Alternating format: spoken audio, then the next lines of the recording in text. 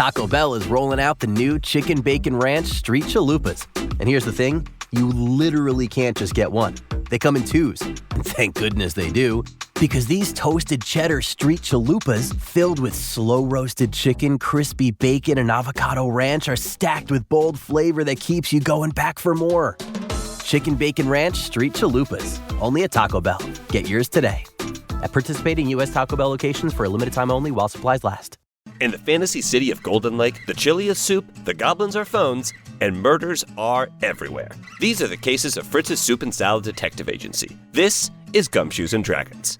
And this week is nuts. I'm GPC, your guest DM. Anthony Birch is the damn murderer. Aaron Keefe is playing Moose. Adil Rafai is playing a completely new character. And our guest detective is Dan Lippert. What the hell?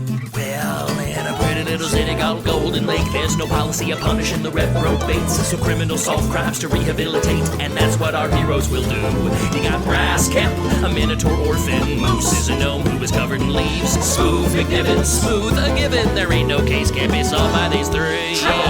The premise is established, the stage has been lit. I crammed in all the exposition that these measures can fit. It's time to roll some dice and get this mystery fixed. Gumshoes and Dragons.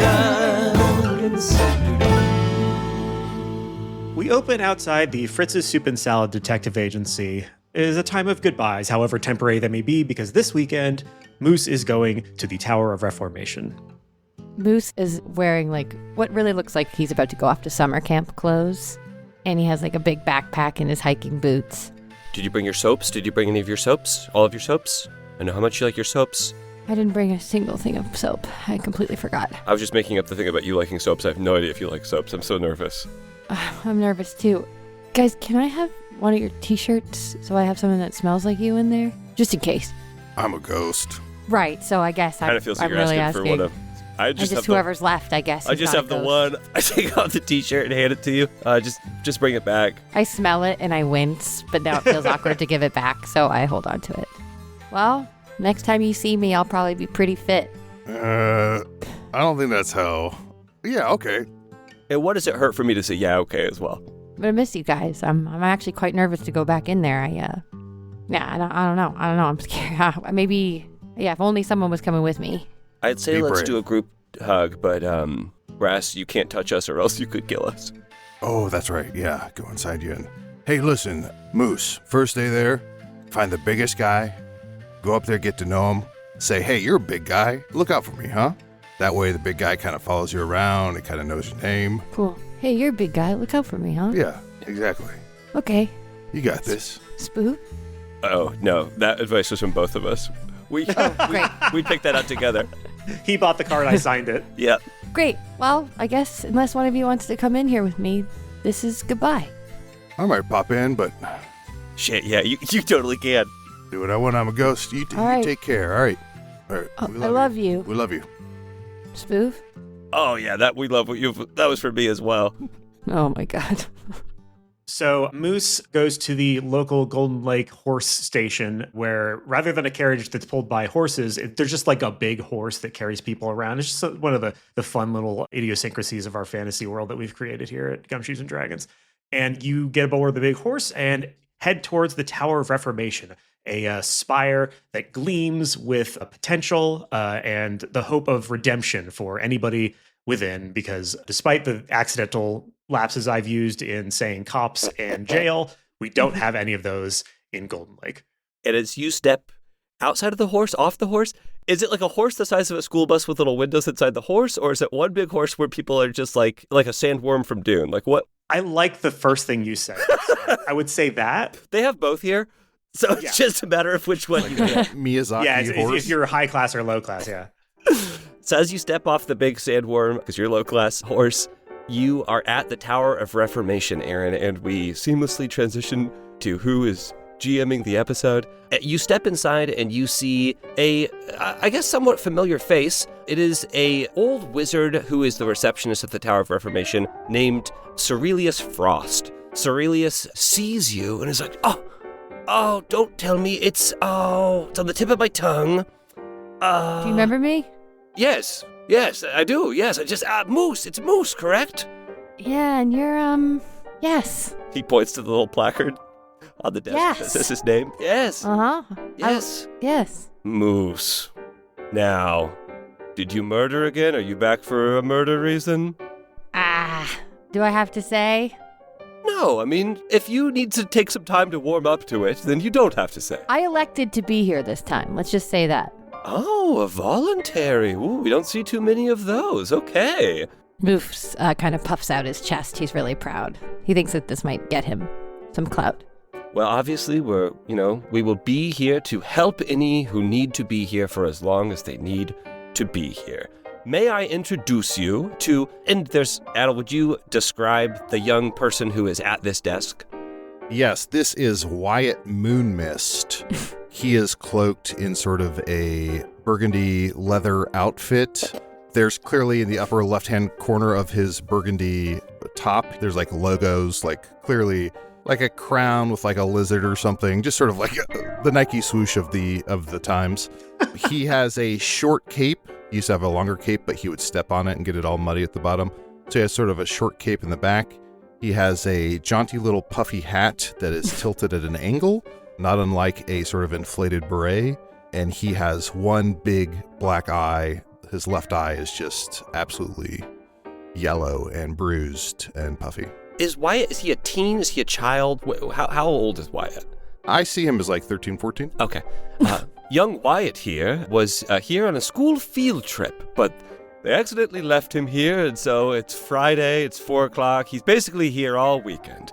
So I'm kind of looking after young Wyatt. Your cape looks kind of short. What's going on with that? Is there a story there? Yeah, I used to step on it. All right. They had to short my cape. They get caught in things. That's everything I needed to know from Wyatt. Yeah. Well, there could be more. We'll keep checking in. Just in terms of my curiosities as Boos. Yeah.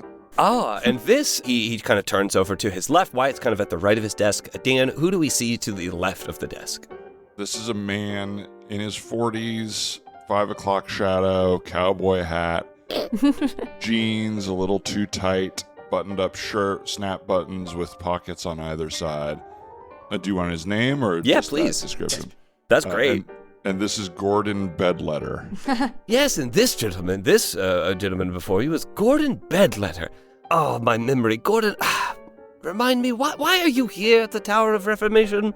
No worries, everybody's memory fits differently upon their brain, but I go from town to town telling tales of outlaws. I share their stories through rhyme and music so that people can sing the song of those who have, been outlaws. And those jeans, they don't fit so good, huh? No. I don't know. I guess I don't prefer to have my clothes described upon meeting someone immediately. But you're right. Yeah, they're a little tight on me, I guess. Sorry, it's just an observation. Same with the cape being shorter. I didn't mean any harm by it. I travel far and wide, and I get my steps in, so then I really treat myself to a meal. But I guess the type of walking I do isn't really weight loss walking, and so the jeans have kind of filled out a little more. No problem, man. No problem. Gordon was down at the pub, and he was spinning a tale of outlaw murder, and someone kind of mistook what he was saying for his own tale. So he's kind of just here for the weekend as a formality while we do a little bit of background and just kind of make sure that he's not a notorious murderer. Ah, great. So one person here sort of has an accident from a field trip, and one... I'm not an accident. Why does everyone keep saying that? I keep striking nerves here. Stop describing strangers to their faces. That's a good point. Bedwetter, I'm so sorry. Bedletter. Oh, what did I say? Bedwetter, I think, is what you say. It's a common mistake. Classic, sorry. No worries. And if you've got a tale to tell, if you're an outlaw of any sort, I'd be happy to sing your song far and wide. I mean, we got all weekend. I got a lot of tales to tell. I just stabbed my friend by accident. We'll get to it. Well, we certainly do have all weekend. And all weekend, we can, if anyone has anything that they need to be, a little bit of light reformation, that's something that we can do at the tower. Pardon me.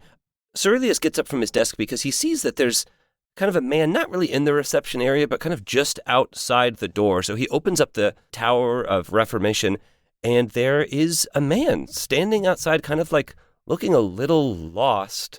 Anthony, you might not know much about this man, but is there a way that you have to describe this man? He's mostly glasses. His face is primarily taken up by huge old trifocals that rest on the end of a spindly nose. And he's got pretty hairy, bushy eyebrows, and he just generally looks kind of pathetic and somebody you would want to either take care of or shove gently out of your way because he's clearly in the wrong place. Excuse me, sir. I'm Sir Elias Frost. This is Moose, Wyatt Moonmist, and Gordon Bedletter. You can figure out who's who, kind of a fun game.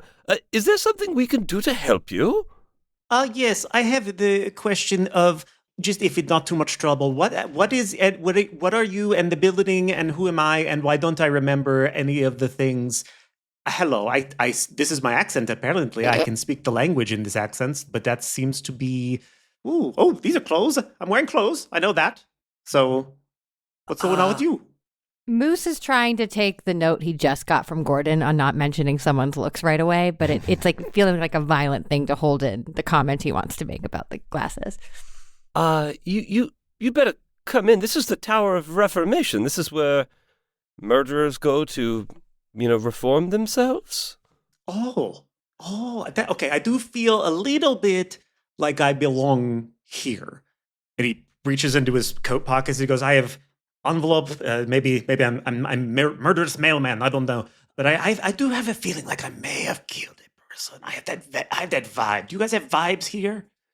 Yes, we typically have vibes. You'd better come in. He takes the mail from you and he sets it down on his desk. Hey, Moose, you've been to the Tower of Reformation before. If this confused man thinks that he belongs here because he's a murderer of some sort, maybe you could guide him through this place and help him with his journey of reformation. You know the ins and outs. Yeah, and you know what? I think that even sometimes, every once in a while, someone who didn't do something gets sent here by accident, and they end up having an okay time and being better all for it. Obviously, it's injustice, but it's not like a nightmare in here, I made some of my best friends ever in here. One that I stabbed by accident. We'll get to it. Whoa. Now that's a song I could write about. Sometimes you have an okay time here. Just really quickly, what is stabbing and what are friends? Oh boy, I really got my work cut out for me, huh? You know what you should do, Moose, is you should take him and maybe take Wyatt and Gordon with you. Gordon, mostly because I don't want to deal with you all weekend. And Wyatt, maybe you could get a story out of it. But take them to the mirror room and maybe that would be able to help this mysterious man. All right. Mr. Bedletter? Yes? If you were to write a song about what that guy just said, would you rhyme friend and end? It hadn't even occurred to me, but now that you say it, I can't think of a better rhyme with friend. Yes. Maybe you could be my little writing apprentice. We'd be like a guy who writes and his apprentice. Hell yeah. Okay, not really seeing the lyricism that this guy's capable of so far. Well, we'll see. Well, it's just speaking. Singing is different. How so, mister? Oh, well, singing is... you know what? Soul. We're kind of bottlenecked in the hallway here. I think maybe what if we kept it moving? Between you guys and me, I was holding in a bit of gas, so I stopped in place just until it passes, and then I was going to keep walking. We notice your jeans are too tight. Yes, they expand and then they contract as it goes down through your pant legs. Oh, you can I see tell. green gas coming out through your socks. Yeah, it looked like there's a little weasel in there or something, but it was gas. Hey, why don't we all stop describing strangers' appearances? I feel like we're all doing it. We're all doing it. Everybody's a little bit guilty of it. And go into the mirror room. Aaron, you would know that the mirror room in the Tower of Reformation is kind of like step one in the whole rigmarole razzmatazz that is the Tower of Reformation. It contains an artifact called the Mirror of Mistakes. And when you look inside of the Mirror of Mistakes, whoever's looking inside of it, you get to replay selections of your life where you have made a mistake or made the decision to murder.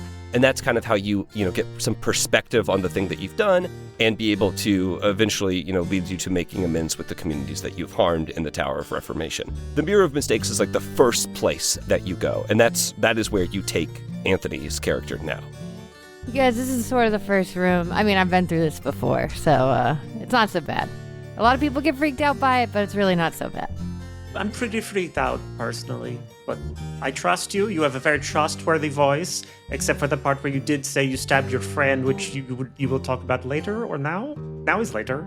Well, we'll get to it. No Okay. problem. You know, buddy, has someone tried hitting you in the head really hard to try to unscramble your memories? I do not know. If they did, I don't remember. All right, great. I'll give it a shot later. Okay, yeah, I guess I'll consent to that. Yeah, you can't do it when someone expects it. Yeah. Yeah. It only works if they're not expected to get hit in the head. Exactly. Yeah. Fuck! Oh, I remember what my mother looks like. Oh, And my accent changed. Hiya! You get hit in the head a second time and you forget everything I'm that you back just to remember. I'm back to this. I don't remember anything Oh, anymore. Wyatt. oh dang. Sorry, my uncle's a doctor and I've seen surgeries before. You would know this, Aaron, because you're a community detective, or Moose is a community detective. But in order to help this person, it's going to be a little bit different, because not only do you need to figure out who they murdered and why they did it and how, you have to help figure out who they are. And that's what the Mirror of Mistakes is going to help you do. You all will be able to join shoulders. And then, Anthony, when you stare into the Mirror of Mistakes, they will be able to come inside your memory with you. All right, guys, a big thing about this room is that we don't judge what we see in each other's stuff. Everyone's a little bit of a pervert. Everyone's lived a long life. Let's just take it easy on the teasing. Oh, we all get to see everybody else's stuff, huh? Well, yeah. That's cool. Yeah. So just everybody be cool about what you see in here, okay? Now, what are the rules of incognito memories? Because I put some memories in incognito. Does that count for these mirrors? No, Or is we'll that know. separate? We'll Okay. know. All right. You know? It's mostly just for peace of mind. Whatever you're doing on there, whatever you're putting in there, people will be able to find it. You all join together, and then, Anthony, you look inside of the mirror, and the mirror... Oh my god, that's what I look like? Oh, why didn't somebody tell me? The first mistake the mirror shows you is your general appearance. That's just true of every mirror. I should be in fashion prison, not here. The mirror pulls you in and you are thrust into one of Anthony's memories. This one seems to take place in some sort of study or some sort of private office. Everything here looks fancy and expensive, like something a rich person would have in their house. Fine carpets, rare leather-bound books on shelves, expensive knickknacks, maybe some hanging oddities and the like, but also everything in this room looks slightly off. The more you focus on individual things, the more you see that their dimensions don't make any sense. A chandelier appears to be melting. The desk is hovering above the floor. Little slips in the fabric of reality are opening up and closing in the corners of your vision. Everyone, please roll a perception or an arcana check, whichever one you would like to roll. I got a 3. Okay, good. This is right on theme for this character. I got a 6. I got a 17. I got a 10 if it matters for me. Okay, yeah. I will say that Wyatt and Moose, but Moose most of all, you get this. You don't really have any idea what's going on, but it is absolutely weird. But you kind of make the assumption that is whatever is wrong with this person's memory is also affecting the mirror's ability to replicate or reproduce the memory. So you think that this is mostly what his memory is, but things in here could be pretty off. Within the room, there are several things that you can investigate. There is, in no particular order, a bookshelf, a desk with a scroll on it, a door, and a portrait on the wall. I'd love to look at the scroll. It's your memory, and everyone, your physical manifestation is here as well. So you are physically here in this space, and Anthony, his character, he looks mostly like he did on the outside. It doesn't look like that whatever is affecting the memory is affecting his physical manifestation Oh, in bummer. memory. Yeah. Do the rest of us have to stay physically connected to maintain? No, you can explore freely in here. You're just kind of trapped in this memory, though. Gotcha. Well, made it way scarier when I said that out loud. Now I'm trapped in the memory. Anthony, you see a desk with a scroll. Go ahead and roll an investigation or a perception check. Love to do that. I got a 12. Oh, perfect. That's more than enough. You see that the scroll is actually a letter, but the text on the letter appears to be scrambled. You are going to have to decipher it to be able to read it. So the letter says, Dies rat verheter. Travels captain, been aboard, truly crunches. Amazing ship have my. Sights, wonders experienced, have seen and natural, we breathe taking marvelous. UMC, so I far a worry but home. No, from the about once in a lifetime, me being having adventure. Have any eye and studied their wondrous plants, hope soon ever I catalog send? As I've eye samples, are you the examined scene, unlike properties? Wetehe levoe uhaper hersi. Am I have stroke? Does everyone feel like have stroke right now? I have the words. Yeah, I feel like my brain's underwater. It certainly is complicated. Oh, I should mention, I'm a community detective. I'm going to be able to solve this no problem at all in about 2 seconds. You're a detective? Yeah, but I'll slow down to give you guys a shot. I don't know, mate. You might have a future in it. Okay, well, clearly it's dearest father at the beginning. My travels aboard Captain Cruncher's ship have been truly amazing. As you're saying this, Anthony, you hear a for the first one, which is correct, and a for the second one, which is correct. Fantastic. Oh, ding. I have a ding in my brain. You're doing so great. I think I should let you keep going. It's because you gave me the inspiration to go forward. Wonderful. Moose, I saw you writing on a piece of paper, Desert Theater. So you saw that. We have seen and experienced breathtaking, marvelous wonders and sights, maybe? Something like that? You get half a ding. It's pretty much enough. Yeah. The exact one is we have seen breathtaking sights and experienced marvelous natural wonders. Desert theater. Would that be a theater in the desert, or like a theater who focuses so I'm on pretty like much alone in this. It's just going to be me sort of figuring out my brain. That's cool. If it's a theater, yeah, keep going. Marvelous Mrs. Maisel at Desert Theater. Okay. I know you. Once in a lifetime be having adventure. I know you are far away from having a one. I know you are far away from home. I know you are far having a from once in a home. lifetime adventure. Ding. I'll give you. There's a comment in the sentence, and the second half of the sentence, Aaron, is. But I am having a once in a lifetime adventure. That's a ding. You get a ding on that. But now you have to get the rest of it. I know you are worried that I am so far from home. I'll give you the partial ding on that. I know you worry about the sea and me being so far from home, but I'm having a once-in-a-lifetime adventure. Oh, they worry about the sea, this father. Interesting.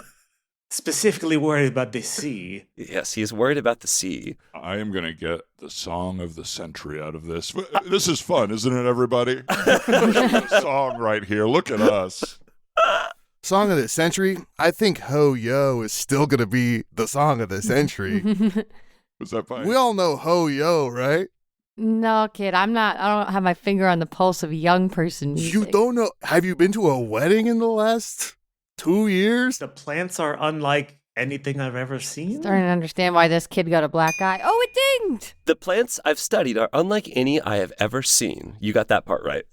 And there's one more sentence in there that you haven't unscrambled. Right.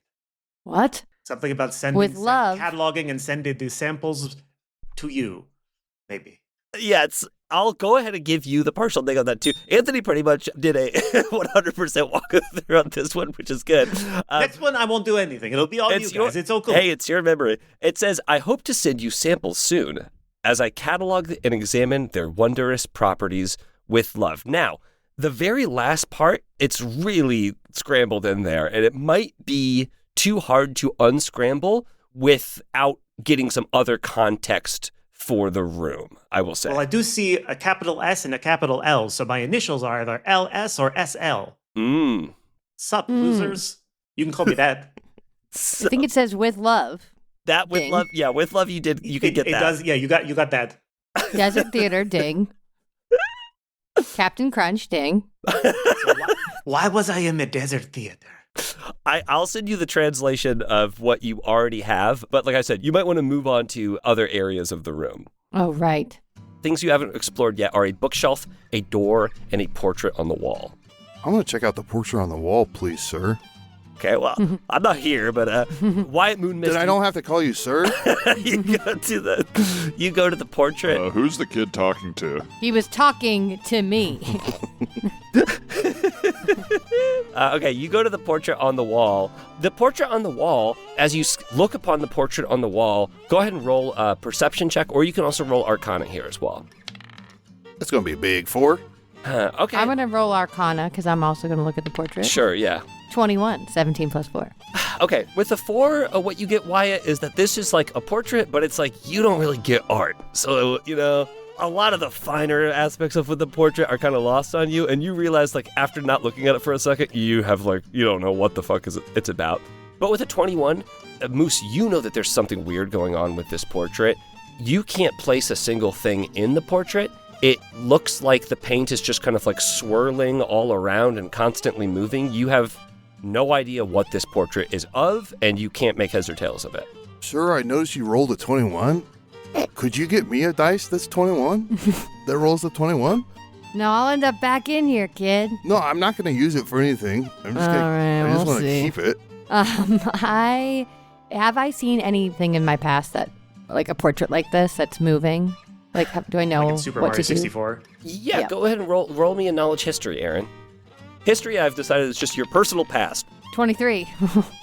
No, you've never seen anything in your past that reminds you of this. This, you think, based on your roll earlier, this is most likely a effect of his memory being all scrambled up that's now scrambling this portrait up. Oh, I see. Okay. Mm-hmm. Well, we got the bookshelf and the door. There's a song somewhere here. This is really good.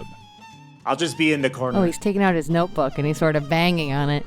Is there something in the, like on the door, like a nameplate or something that maybe I can unscramble his memory with maybe the name of whoever's in the portrait? I guess that would maybe be who the letter is from. Yeah, there's nothing like that. It's just a portrait. It's kind of hanging above a fireplace, but there's not like a museum thing that's like letting you know, like, this is a portrait of this or whatever. It is kind of clear to you that it is a portrait. It's of like people, but maybe more than one person, but you really don't know. I mean, everything is really just like the portrait has the shit scrambled out of it. I will say that you're pretty confident that there's nothing you can do with the portrait right now, and maybe investigating some other things might help you with the portrait. To the bookshelf. I don't go in for this sort of fancy art interpretation anyway. In this magical world, why do we have to know what this thing is? Or I'm crossing my eyes, nothing's popping out of it. Dang, you really are an artist. Huh. Thank you very much. I'm sorry that you're in here, man, just from singing a song that wasn't even yours. Hey, that's the outlaw's way. That's the outlaw's way. And I think I'm cracking something about us three here. Okay, that's pretty cool. That's cool. There are 4 of us, but that's cool. 1, 2, 3. Oh, yeah. Which of us is left out, sir? A gentleman never counts himself. Yeah, I didn't count myself. Nice But save. they do say us after referring to 3 people.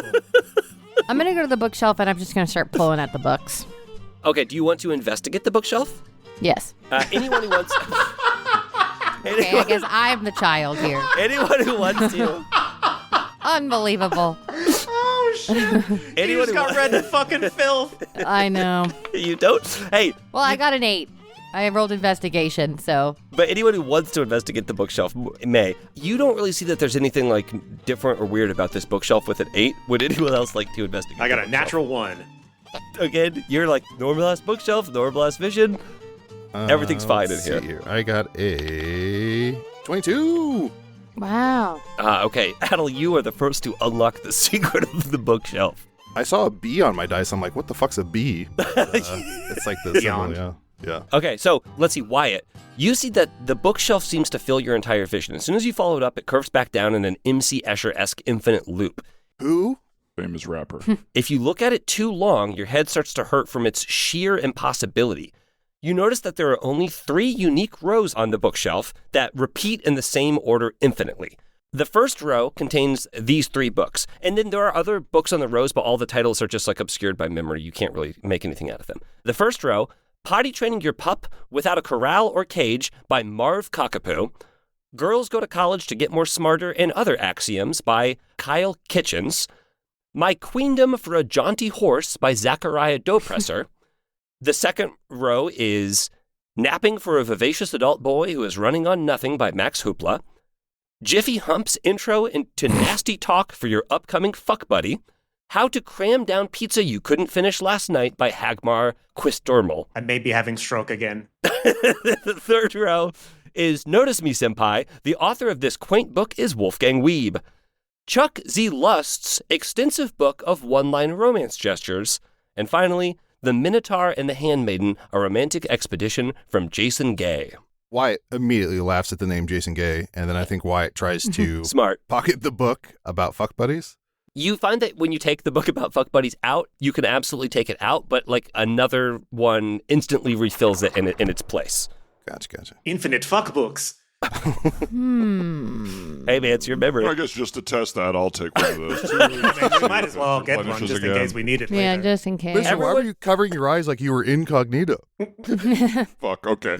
Everyone should take at least one, and then one as a backup in case you lose one, right? One to keep, one to feed. I guess. Well, it's buddies, Yeah, not maybe buddy. 3.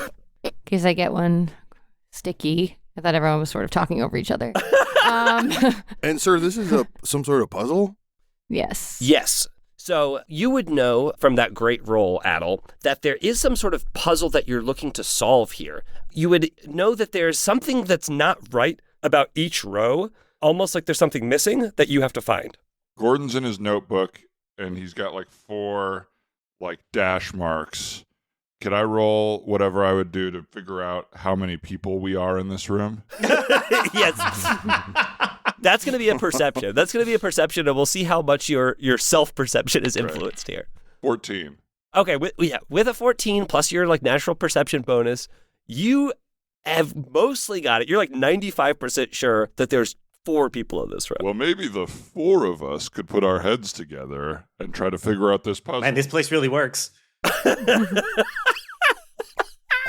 I'm down for that, sir. There's something missing from each of these rows. Yes. That's what we're trying to figure out. Does it have anything to do with alphabetizing them by last name of the author? Oh, Wyatt, it's not alphabetizing by last name of the author, but I would say that the alphabetizing, you're getting somewhere with there, but it doesn't have anything to do with last name of the author. Man, that's a weird name. Child Chichens? That's weird. Yeah, it should be Kyle. Well, it's pronounced Kyle Kitchens, right? I would pronounce that Kyle Kitchens. So Yeah, it is some of weird. the letters, like, you might expect gay to be spelled G-A-Y, but here it's spelled G-A-E. I bet if we correct the letter that looks different than how we would assume it's written, we might spell out a word. So let's maybe go title by title, sirs. Yeah. Yeah, you have also a feeling that if you like throw out some guesses in this, much like the ding of the previous letter, something might happen to indicate that you're on the right direction or the wrong direction. So maybe Are there full books missing from the shelf or No, just? you don't see any books missing, but there are obscured titles that you just can't read. I think you guys were like dancing around the answer. You're very close, I think. moment I get before. the vibe. a moment before. So if we change If we look at each row as its own thing. so maybe for Kyle Kitchens, should we write down a K? Just Okay, there's a ding when you say K, and that whole row kind of like disappears, and there's just like a K like that's kind of floating above on that shelf. Oh, is there a letter that's missing from each row? Almost if it's a book that just like is a K. Every row Okay. begins with K. A, he's writing a song about us. I'm inspired. C, D, Well, I guess it's more about the books. E, E. As you For the as second you, row. as you say E on the second row, that row disappears, and there's now just an E there as well. And I bet the last one's Y and it spells out key, sirs. As you say that, the last row disappears and there's a Y, and then all 3 rows kind of move together. The K falls down, the Y comes up, and it says key, and then key compresses and then turns into a little key. You now have a small golden key with you. Cool. Whoa. Let's look for a lock. There's Behind a portrait? There's one thing in the room that you have not yet investigated. The door. The door. Yes. Do you want to look specifically for a lock in the door? Can we Yeah. spend some time writing a song, sir? Hey, you can spend as much time as you want writing a song. Mr. Right. Bedletter, what kind of rhymes would you do with key? Bedwetter. Oh, are you accusing the kid of something, or are you correcting him about my name? Can't I do both? Efficiency in speech. Well, the name is Bedletter, yes. With Sorry. I keep making that mistake. all bad. It's all bad. Please stop doing it. It's Okay. all bad. Stop doing it. Sorry. Yeah, can we go back to just commenting on people's appearances? You're all glasses, man. You're all glasses. Oh, God. Shoes and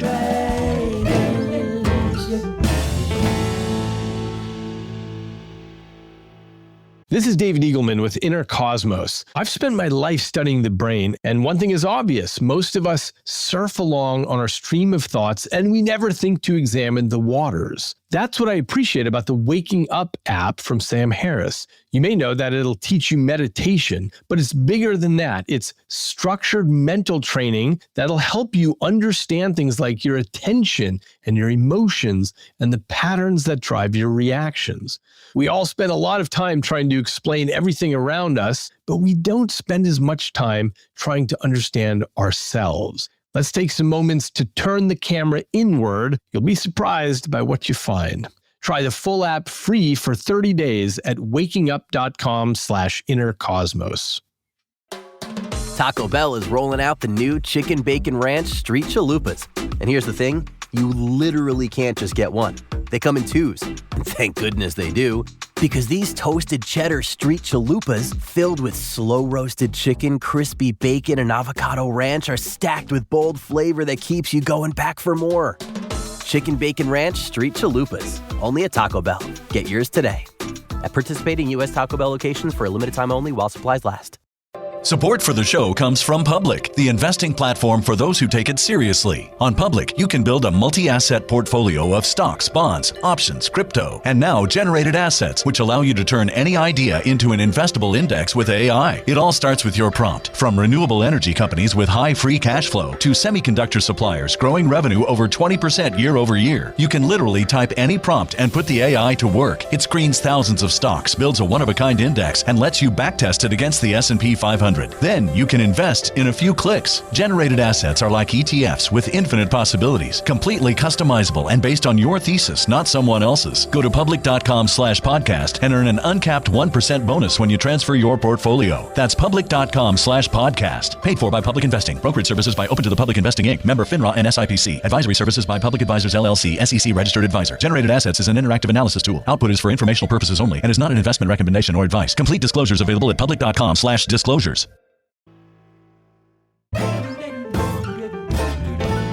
You do see that there is a lock on this door. So you assume it would fit a small key. Not the size, you know. Let's give it a shot. Once you put the key into the door and turn it, you see this golden outline behind the door, and then the door opens into a brand new room. You step through and immediately find yourself outside. You're in an open air room surrounded on all sides by a circular wall of bland cobblestone 20 feet high. Think like the bottom of a well, but only 30 feet wide. The sky above you is overcast and miserable. It must be the day, but you can't really see the sun. And then set into the wall on the opposite side is another door identical to the one that you came through. You hear a low rumbling voice that simply says, What is the word? Oh, I see what's going on here. My dad is the Blood Knight, Monsoon Moon Mist, and this is clearly a killing cage. Soon they're going to let out wild animals. What? I assume. That's not what happened the last time I was here. The hell? What the hell? I don't know. I'm pretty excited because it's overcast and I'm kind of only happy when it rains. This is garbage. Does anyone want to investigate the room? You're more than welcome to roll investigations. Anyone Yes, if you please. 19. can. Okay. 17. 18. And I'm still really preoccupied with a good rhyme for key. So Any progress so whatever far? check that would be, I rolled a 7 on. 7. You think Steve is pretty close. So that's kind of where you are right now. Hey, do you guys think maybe this guy's name might be Steve? It's not. The room rumbles. Okay, so Aaron, with that roll, you see that this room is kind of flat, unremarkable, and rather lifeless. Each of the stones appears to be sealed together with an ashen-colored paving adhesive. It looks smooth and unclimbable. Adel, with your roll, you kind of see that everything is nondescript and washed out like a 2026 made-for-streaming movie. But you also, as you're looking at each other, you see that the color has kind of drained out of you as well. Like simply standing in this room has faded you in some way. And again, you're looking for a word. What is the word? Can I look at the door on the other side? The door looks very similar to the door that you came in through, but it is, again, it's flat, lifeless, kind of And monotone. there's no lock for the key that we used. No. Is the word Sorry. sepia? It's not sepia, no, but you definitely feel when you say sepia that you're thematically on the right track. Gray. Okay, you say gray and the voice rumbles in the sky and it says, Yes, remember, And then the door in front of you lights up like the previous door lit up. If you want to, you can step through that one now. I gotta say, this room was much easier than the last one. Well, we'll see how you feel. You step into a similar room, although this one is bright and full daylight. Instead of the claustrophobic nature of the last room, the walls are much more open, and the room is huge. It looks like some sort of arena. In the middle of the room, a man in brightly colored Here come the edibles.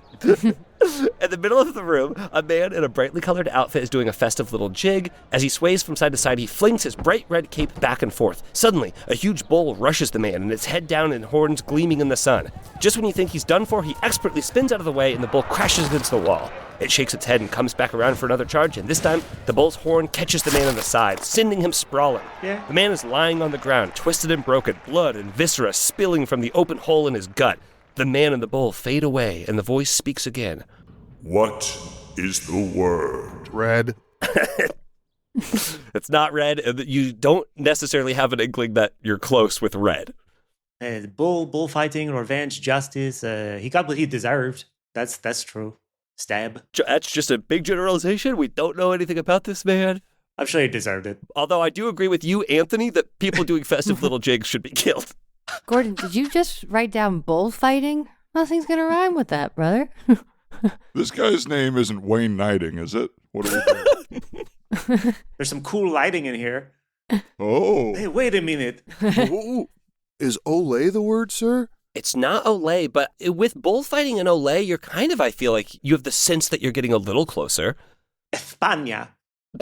Barcelona. What do they say while they're bullfighting? They say something. It's that not what it something is? that they say. It's more something that you're seeing. You just kind of witnessed. You already guessed red. Is bull hit guy with horn one word?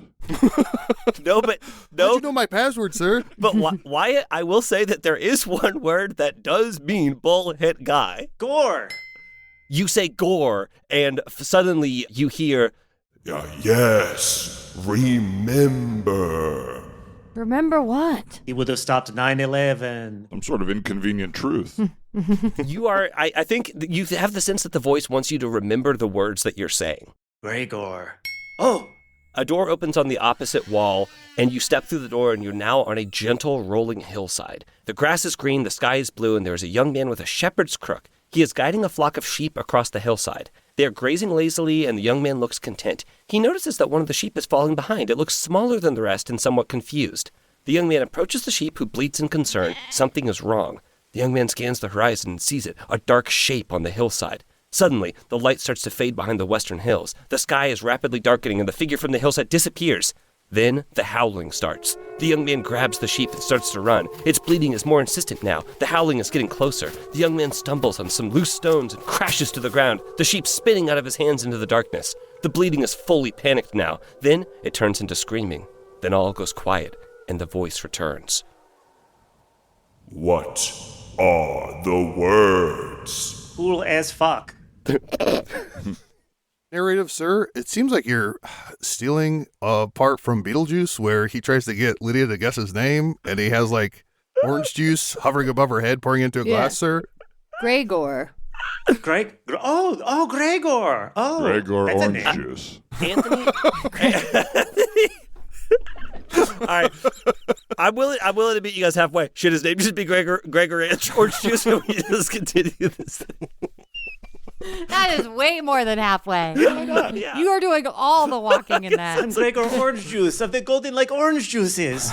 Anthony, you definitely, when you hear the word Gregor, that kind of strikes you, and you definitely remember that your name is Gregor. Oh, I'm Gregor. So I got the letter. I was not writing the letter, so the LS is somebody else. Maybe my son?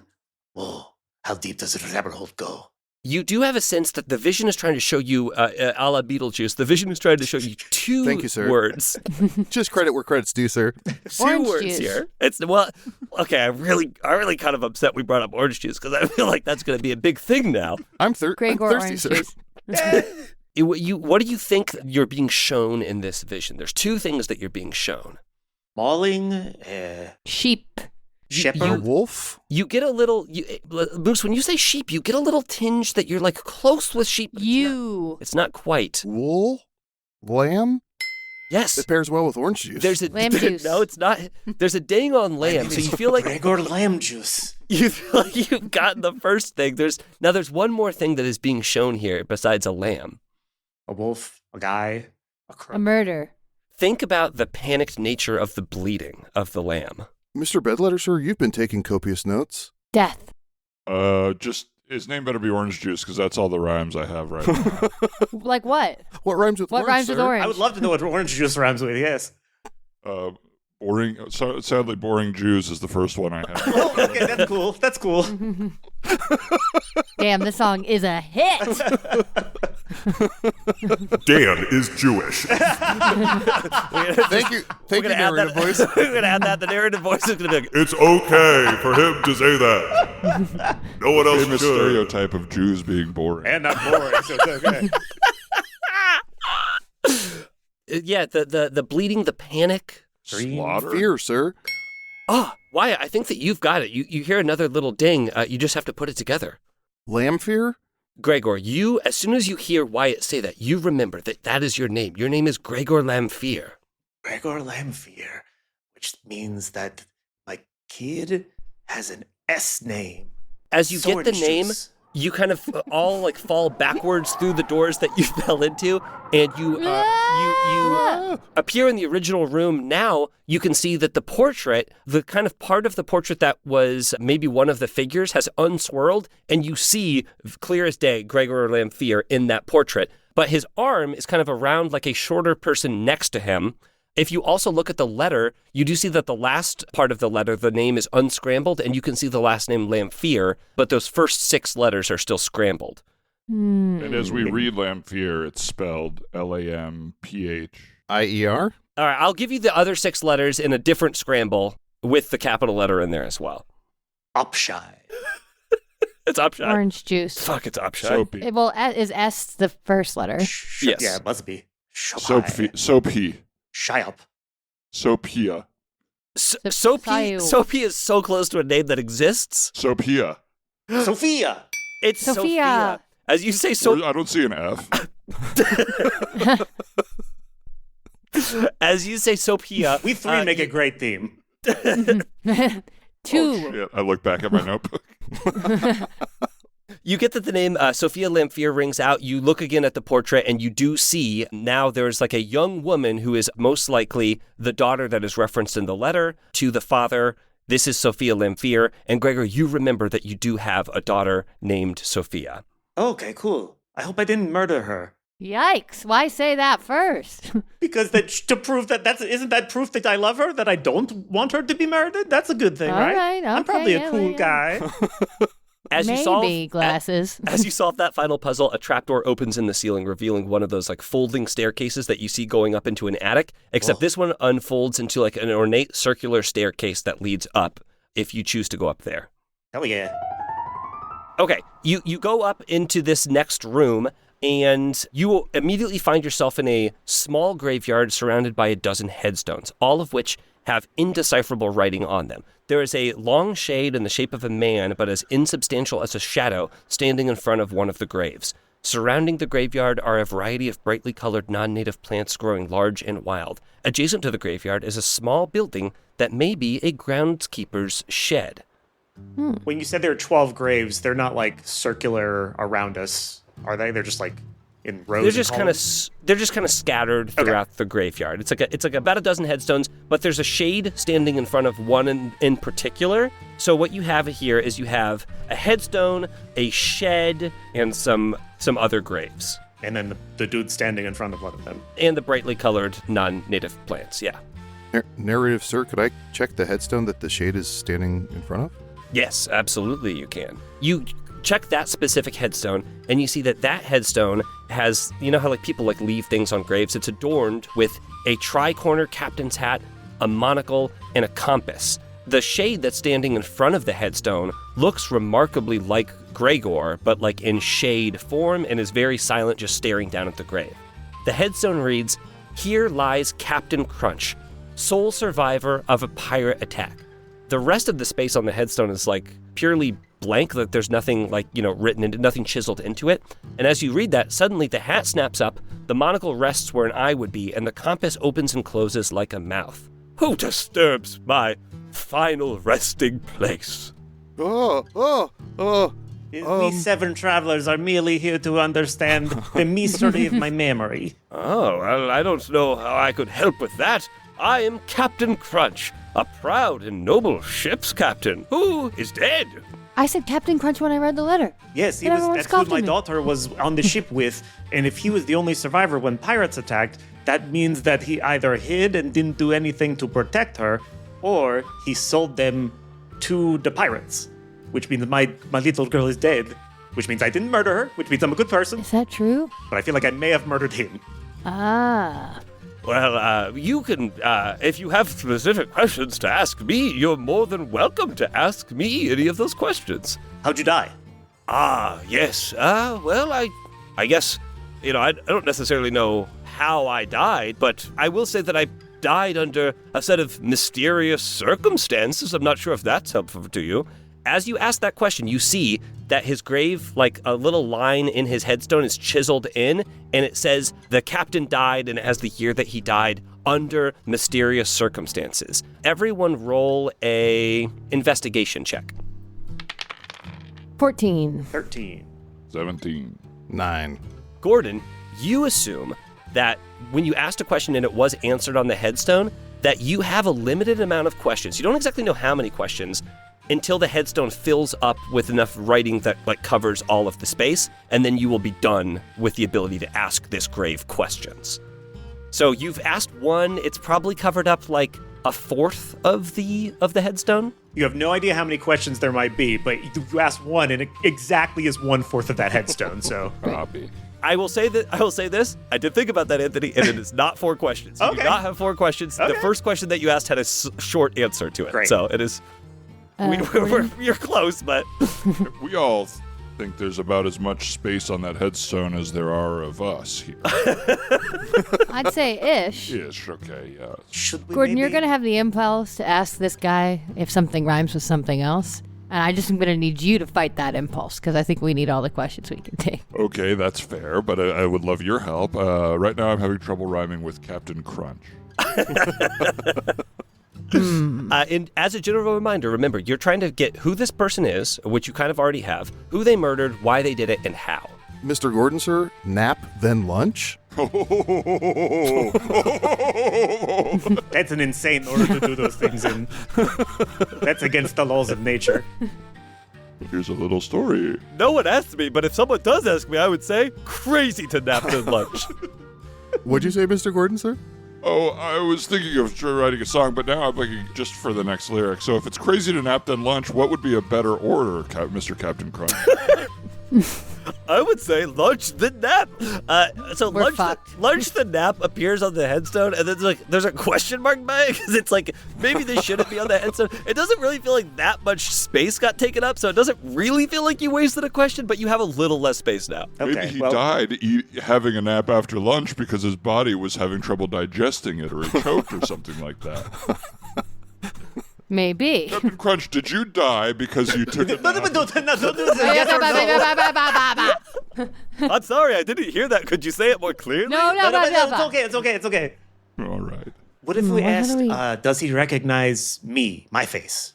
Yeah, but you can kill, sorry, and I know this sounds crazy, but you can kill a man without looking him in the eye. Oh, I damn, do that's want to cold. circle back to your stabbing while we're here. Yeah. I thought I was stabbing a demon, and I stabbed my best friend Brass with You're a murderer, all sir. my might.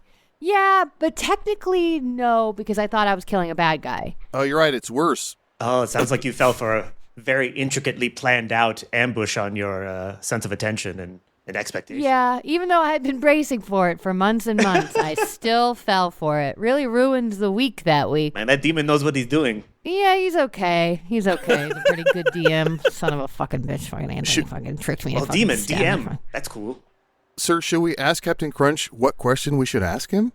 Oh. Wow. That's like wishing for a million wishes. What question should we ask you to get the answers that we need? Come on. Maybe you could just tell me what the information that you'd like. I mean, We're about an hour. I guess I could just kind of tell you the information. Well, what happened to my daughter? She was on your ship. What happened? Oh, sadly, when I escaped the pirates by taking the only lifeboat that was left aboard the ship, I left everyone aboard to, maybe they fought him off. Maybe they fought... Of course, the ship was never recovered, and I was the sole survivor. And I came back and was lauded as, a famous survivor of pirate attacks for the many years until my death. But who knows what happened to your daughter? Yeah, I definitely killed this guy. Oh, and I remember you as well. Yes, you're the shade that's standing in front of me. He looks just like you. Yes, we met shortly before I died of mysterious circumstances. I remember you were very angry at me. Yeah, I can see that. I can understand why. There's almost no room left, but I feel like you've gotten some pretty good stuff out of this. If there's anyone has any other questions, feel free to ask. Otherwise, what are we missing? What is the last memory you have before you died? Oh, dying in my bed in horrible agony. Oh, it's like my guts were on fire. Okay. No, right before that, though, I think is what we're asking. Oh, let's see. It was a nap and then lunch. Oh, my God. I knew it. That's it. He took a nap and then lunch, and then he slept again. I was going to ask about if Oops All Crunchberries was going to return, sir. You'll never know. The hat and the monocle and the compass rest upon the grave, and you see that whatever magic was in here is probably gone now. Well, I think I poisoned his orange juice, and then he took a nap. And the acid, you never want to take a nap after doing anything acidic because it goes up into your throat, and that's how you get at the acid reflux. So maybe this is crazy, I did that many times over a span of years, and then eventually the acid ate through him, and he died. I go just ask another random grave that question. Nothing else happens at any of these graves, but I will point you to the shed or the brightly colored plants. I'm going to look at the plants first. There are 4 different types of distinct plants growing in this graveyard. The first plant is purple with rigid leaves that seem to grow straight up and out. The second plant is green with soft and drooping leaves. They have the quality almost like felt. The third plant is gray and brittle. If you didn't know any better, you'd think this plant was dead, but it is not. And the last plant is orange, and the leaves look and feel more like feathers than plant leaves. Is there a catchy rhyme I remember about these plants to point to which ones are poison? Ooh, I want to know about rhyme too. Especially with the orange one. Can you roll, Aaron, what would that be? Let's do a history. Great. Or nature, or you could do nature because you're a moose, I forgot. 16. Oh, can I do nature instead? Please, yes. 17. Sir, can I read a chapter from Jiffy Hump's intro to Nasty Talk for your upcoming fuck buddy? You realize that when the puzzle disappeared, that book disappeared as well, so you no longer have that book. Well, I don't even care anymore. I wish I was dead. I have nothing to live for if not dead. With a 17, you are very sure that these are foreign plants, maybe even made up plants. You've never seen these plants before. They don't exist anywhere in Golden Lake that you're familiar with. And so there's nothing I can do to test them to see if any of them are poisonous. That is all that you can get from this section, but you can still check out the shed. To the shed. The inside of the shed is small and dark. There's a sinister vibe. The only thing in here is a table with a dimly lit lantern next to a small notebook. There's also some sort of alchemical mixing station set up on a table with 4 empty devices that look like tea infusers. There's a large reserve of water and a heating element, and then under the infusers, there is a series of funnels that combine into a single empty glass.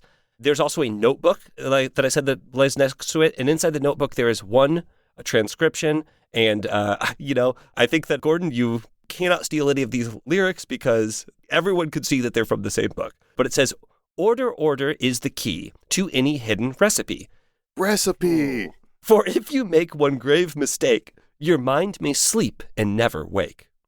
Order Pretty cool that it rhymes. Do the something recipe. So there's a tea that you can make with this, but if you put the ingredients in the wrong order, then you die, presumably. Order is the key. Only other thing that you haven't investigated here, there are a number of graves outside. You could investigate those graves as well. Oh, it's probably 12 numbers like a clock or something, sirs. Yeah, that's why I asked if they were around us in a circle before. They're not around in a circle, but as you go out and investigate, I think you can take your time with the investigation so you don't necessarily need to roll for it. You find that 5 of these 12 graves actually have discernible writing that you can read on them. What do their names start with on the grave? Well, I'll give you the full thing that you can read on each one of the graves with the dates that presumably they lived are Cherry Cabernet, 452 to 470, Cole Inkelhaus, 101 to 112. Indigo Jones, 236 to 268. Millie K. Snowden, 275 to 352. And Daffodil D'Angelo, 581 to 625. Snowden, any relation, sir? Yes. Says the voice. Are they associated with the plants that we've seen? And the order, it might be how old they were when they died, going from lowest to highest. Well, also the colors match. Gray would be coal, purple would be indigo, orange would be daffodil. You're close with that, Adel, but not quite correct. And Gregor, I think that you're onto something there with the second part of it, which is the years and how they line up. Okay, so do some math here. Because I am a nice guy, you do not have to do the math. I'll do the math for you. You got it. The 18 is correct, yes. And the other one is 11, for sure. 36 to 68. That 32. One, I'll just say is 32. The next one for Millie K. Snowden is 77. And Daffodil D'Angelo is 44. Okay. Wyatt, you were close, but it is not. The colors of the plants do not correspond to any of these names. Do we numerically put them in order, sir? So coal would be first since they were the youngest when they died? You think that maybe that's part of it, but you remember that the 4 colors of the plants are purple, green, gray, and orange. What's the 77th letter of the alphabet, sirs? No. Oh. Wyatt, I think you were close, but let me walk you through this thought experiment. What color is coal? Gray. Coal, the... Black. Thank you. Well, you didn't say if it was burned or not, sir. I've only seen coal in the fireplace, sir. Okay, so there's black, and then what color would you say is cherry Cabernet?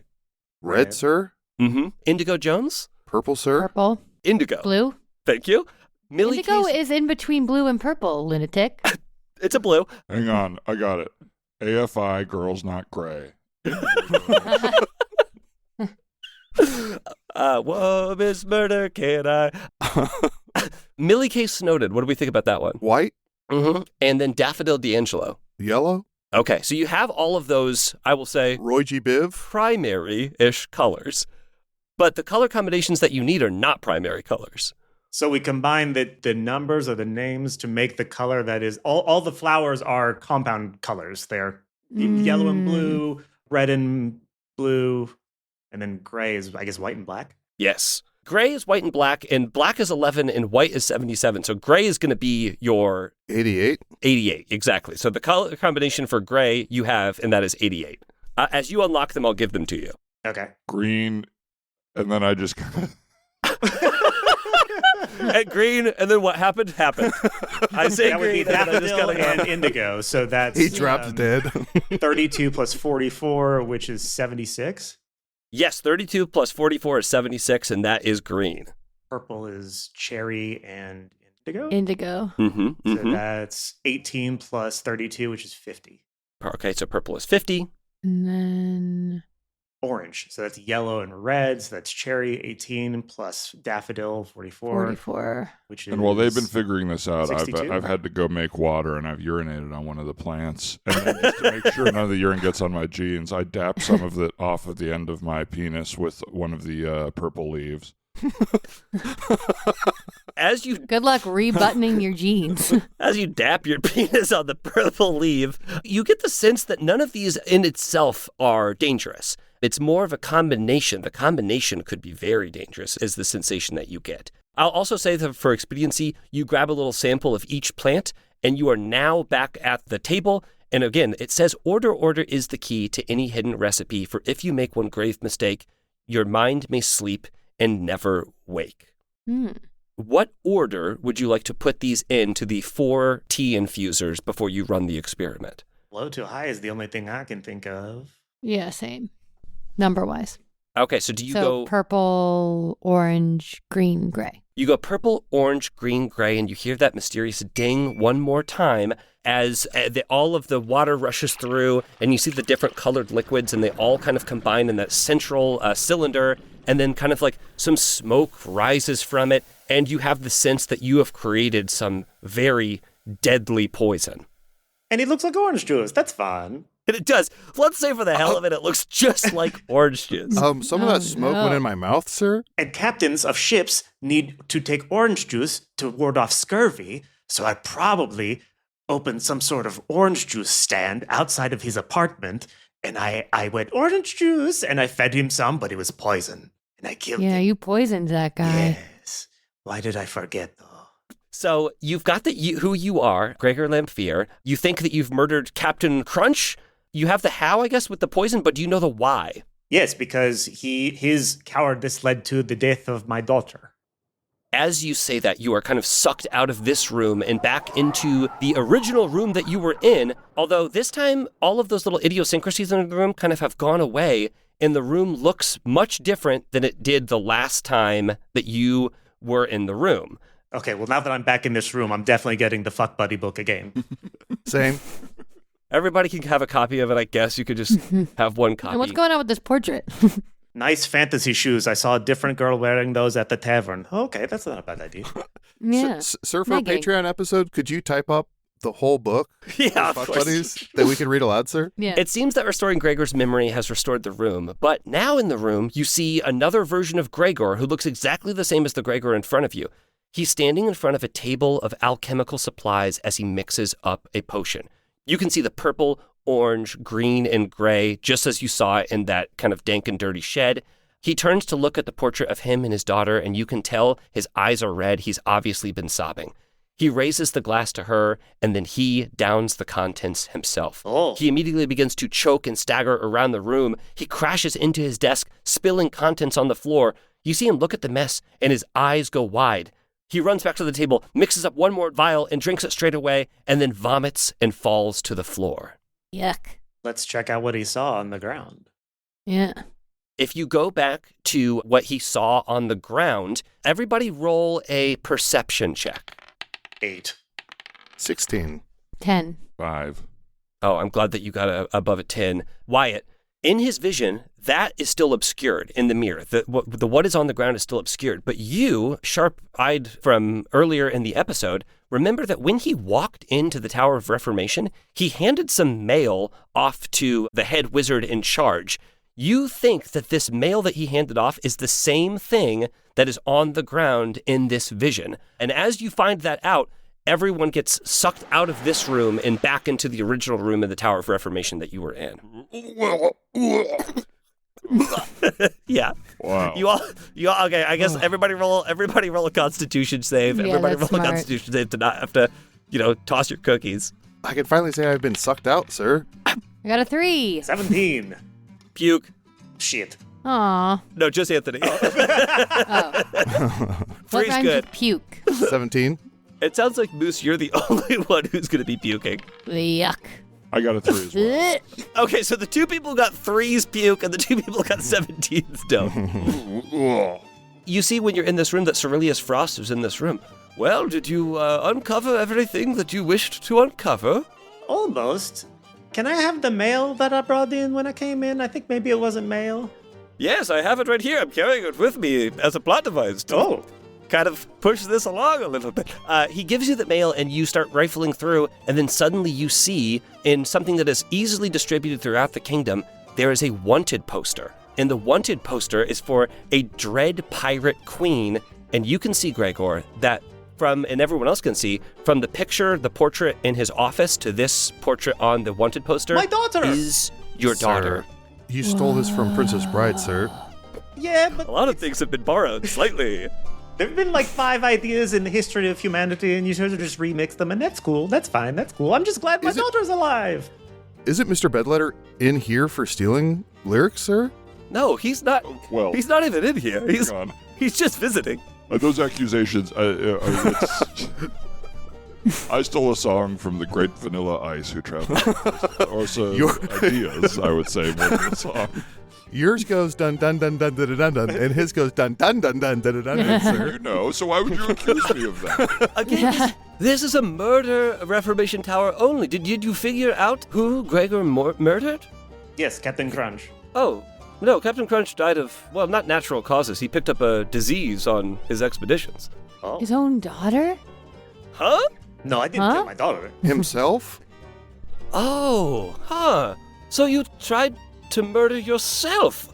Well, I guess that makes sense, and I guess we can reform you, but do you still want to murder yourself? No. I've learned about the power of friendship, and no, I don't care about these people. It's just my daughter's alive, so I have no reason to die, and everything's cool. Yeah, you're rich, right? Well, I'm very rich. Oh, cool. Well, it sounds like you probably have the resources to go find your daughter. Yeah, I can just send My out. advice would also be don't live for someone else, because God forbid something happens to her. Is that Maybe a threat? find a couple more Are reasons. you threatening me? No. You belong in here. No. Are you going to accidentally stab my daughter in the chest? Wow. Blame it on a Moose, demon? we Wow, might have to I keep told you you in that here. in a moment of vulnerability. Wow. Well, no harm, no foul. Please don't try to kill yourself again, or anyone else. I always have to say that part, because I've slipped up there as well. And, it's Monday, so, Moose, your What? weekend is done. Yeah, We How didn't long even were we get in to- there, sir? 3 days. Oh my God, I didn't get to work out at all. I was going to get so buff while I was in I'm here. covered in piss. Gordon, tell me, please, did you write an awesome song? At least. Oh, I've got a song that I think will be told far and wide for ages to come about our adventures in there. Okay, take Let's us out hear with it, sir. Yeah, I want to hear a little bit. Okay, let's see. He's really rifling through a lot of pages, I sir. can't wait for him to rhyme orange. Let me tell you a little story about my friend right here. He went by the name of Gregor Lamphere. Hey, that's me. One day he learned something bad about his daughter, so he drank some nasty hot water. Wow. Shit. Amazing. Then he ran into Captain Crunch. He fed him orange juice, or that's not... we'll skip that line. And, Could have used my rhyme, sir. and don't forget my little friend whose name is Moose. Wow. A minute. A minute ago, I should have rhymed him with orange juice. Hell yes.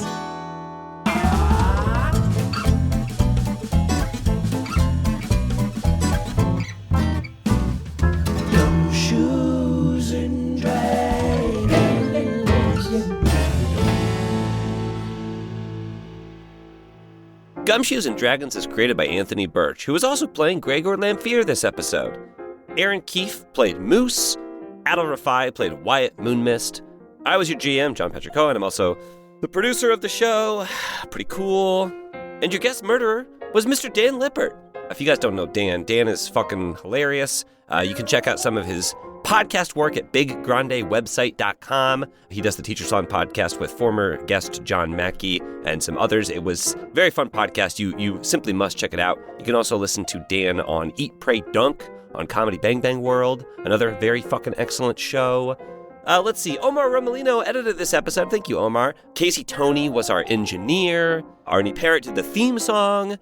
Paige Kilcullen did additional artwork. Thank you, Paige. And I hope you guys enjoyed the episode. I'm doing the outro for the first time because I was, the guy who was doing the thing in this episode. If you want to hear Anthony's outros, don't worry. He'll be back next week. I do not want to do this anymore. It was a lot of work, and I don't love work. Speaking of things that work, great segue, you can check out our Patreon, patreon.com/gumshoesanddragons. $5 a month gets you ad-free episodes if you didn't want to listen to the ads. It also gets you our bonus episode in our off weeks, the Coroner's Report. And if you do $8 a month, you now get access to our monthly one-shots. We already have a couple of those one-shots out, and we are doing some random other shows every month as well. Anthony and Aaron have been doing some Once Upon a Time recaps. Who knows how much longer they'll be doing those, but you can get them while they're hot. Oh boy, Anthony did not give me any patrons to shout out at the end of this episode, or, I forgot to ask, but fear not, I will shout out some people who helped playtest some of the puzzles that we did in this episode. So shout out to my buddies James, Eddie, and Tim. Thank you guys for doing your best to work through those puzzles. And of course, I have to shout out my lovely wife, Mariah, who I bothered with way too much of this stuff. If you like the show, please give us a review. Do we ask for those ever? Who knows? Review us on Apple Podcasts or wherever you leave reviews. 5 stars would be just great. Anything less than 5, you can fuck right off. And we will see you in 2 weeks. Keep on murdering.